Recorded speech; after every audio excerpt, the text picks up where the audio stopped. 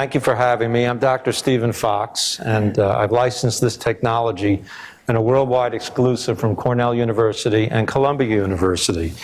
So the first thing I like to tell people, I like to give them a little insight into what compelled me to do that.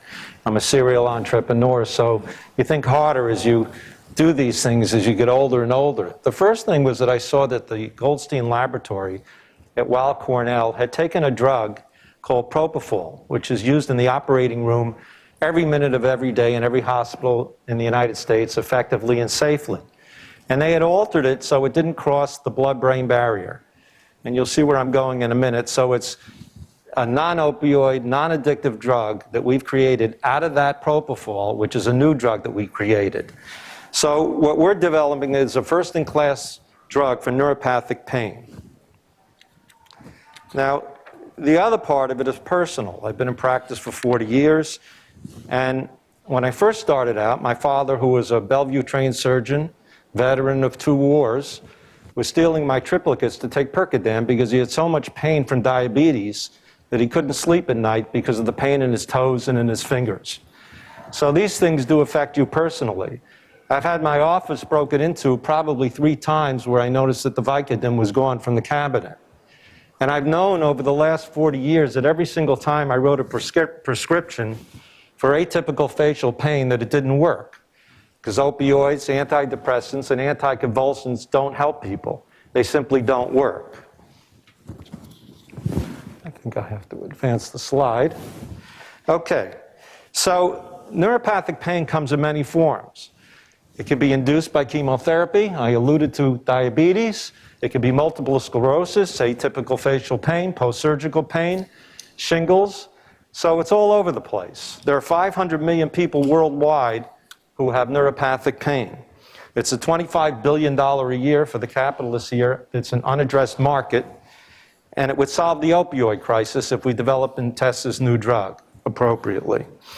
It also has ancillary costs of about $100 billion. What do? We inhibit the HCN1 ion channel, and the whole idea, as I said, was not to cross the blood-brain barrier. We've had preclinical studies in vivo that have shown efficacy, safety, and bioavailability. It works. And we've shown that if we take this compound on animals, that there are no side effects. Their heart rate is fine, their blood pressure is fine, all of their vital signs are fine. And so we've taken this platform, which is an anchored tether pharmacophore platform, which delivers our drug exactly to the HCM1 ion channel, and we've tested it effectively. And we have a similar platform where we add an antibody to the anchor so that we can position this drug exactly where we want in another way. And that platform, I think, could eventually be used for other disease states and other drugs. So as I said, it's bioavailable, it's safe, and it's effective. Next, we'll do in vitro human studies, and that's what they call a nerve on a chip. It's been around a couple of years, and that'll de-risk what we're doing before we enter into phase 1. I think we have one of the best boards in the United States. We have a team at Cornell, the Goldstein team, which is comprised of Dr. Goldstein, Dr. Warren, Dr. Tibbs, Dr. Willis. We have the former chief counsel to the FDA, Peter Hutt, who's been advising me for 30 years. Mike Levitt, who won the Nobel Prize in Chemistry. Senator Daschle, who was the Senate Majority Leader of the United States and a healthcare icon. Dr. Birdie at Harvard Medical School, who's the chief of pain, and Time magazine called him one of the heroes of medicine in the last 20 years. Dr. Frechette, a chief operating officer who's developed drugs over the last 30 years. And to close out, Dr. Hefner, who is the chief of neuroscience at Pfizer and developed Lyrica. So, in summary, we are taking this drug into testing, hopefully soon in a nerve on a chip, I call it, in vitro human testing. We're seeking $14 million to get us to phase 1. And then, of course, you have phase 1, 2, and 3, which will probably run about $40 or $50 million. I think that we would get fast-tracked because of the nature of the opioid crisis. This would be the first drug, non-opioid drug, to treat chronic pain for 500 million people worldwide. And when I go into a room, I say to you, look to the left and look to the right. If you think, if you're highly educated or you have great resources, that this won't walk into your home. You're kidding yourself. The opioid crisis is walking into homes every single day. I hear it from my patients, I hear it from my friends, and I've heard a lot of tragedies. So we're stepping up, and we hope that other people will also. Any questions? Okay, thank you for your time.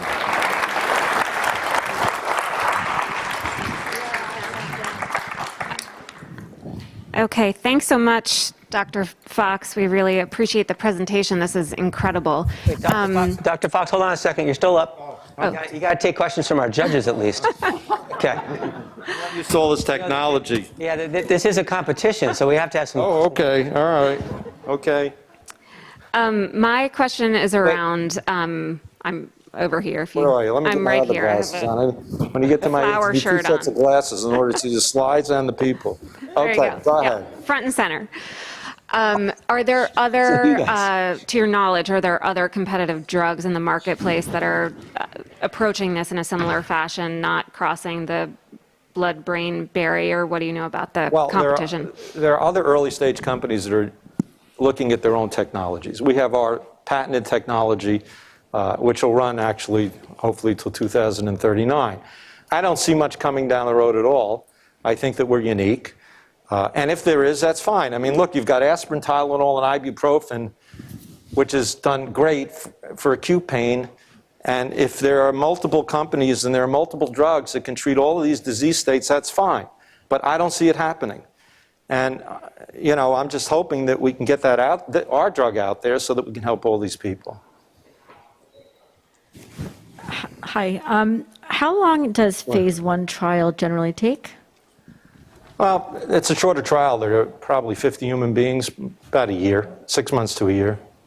And the $14 million assumption covers that full trial? $14 million takes us up to phase 1. 40 to 50 million would take us through phase 1, 2, and 3. And I think that we would get fast-tracked. I mean, the government's aware of the opioid crisis. Everybody's aware of it. If there's a drug that can help, I think we can move along. Once you get through phase 1 testing, the complexities of health, of bringing drugs to market and healthcare challenges, do you think it would be wise for you to go with some of the companies you already mentioned in your pitch? And we're going to quickly directly to those big companies to get distribution? You know, that's an interesting question. I can remember once when I did a startup 30 years ago when the big boys didn't want me, and then 30 years later, their commercials are my commercials. So, sure, I'm all ears. I don't know whether I collaborate or not. I don't know whether I would go public or not. I don't know whether I would collaborate and go public or not. But the whole idea is just to keep moving it along, build the valuation, and that's what I'm looking to do. I'm not thinking about it. You know, Field of Dreams, they said, build it and they will come. So if we're building it, they'll come.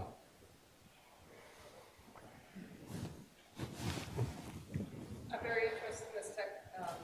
My mother's a chronic pain sufferer from chemo. So I guess I'm curious for how your product compares to like Convergence and Lyrica. Sure. And also maybe some considerations about, because probably a lot of, you know, people like your parents, you know, they're already on a lot of medications, maybe some Sure. about, you know, biochemistry, pharmacological safety. Sure, and my mother was too. So let me say this. Lyrica and gabapentin don't work. It's nonsense. If you have CIPN and you open a window, you could be in so much pain that you can't brush your hair. I've seen people beg to die because they don't want the chemotherapy because it's that painful. So there is nothing that really works. The opioids take them out of their natural state, but that's not a solution. And neither are antidepressants or anticonvulsants. So that's my conclusion. And I think every doctor knows that. But we can talk about why it's all out there. All right. Thank you so much.